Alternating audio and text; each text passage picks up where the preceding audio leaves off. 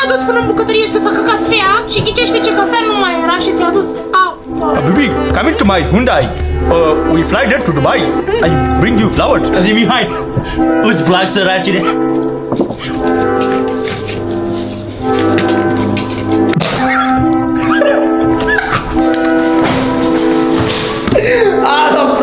Ce producător break, la lecții viații mai bine de mult la cap. Deci nu o să zic că sunt cringe pentru că nu vreau să am probleme cu nimeni. Sunt foarte cringe. Și am dat, 4,77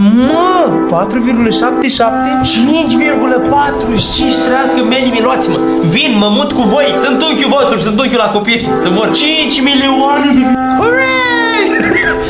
Hooray! Unde de NPC? Chiar nu fac chiar așa. Wow! Ia cât am unde fi? Skibidi. Copii, căutați Skibidi. Toaleta. No.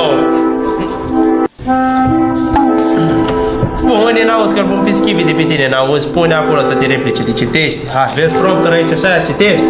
Citește, Mihăiță, că-l pun pe cameramanul pe tine. Hai, bă, la filmare! Treci, Mihăiță, n-auzi? Pune acolo și filmează ia câta cameramanul, că dacă îți trântesc cu o cameră, te zdrunci de țar ochii din cap. Tu dai seama că copiii poate n-au chef într-o zi să filmeze. Treci, Mihai, n-auzi? La Skibidi toile, n-auzi? Puneți paia pe cap să filmăm Skibidi. Hai la Skibidi, n-auzi, Mihăiță? Mami, tati, normal să durane Skibidi. Taci!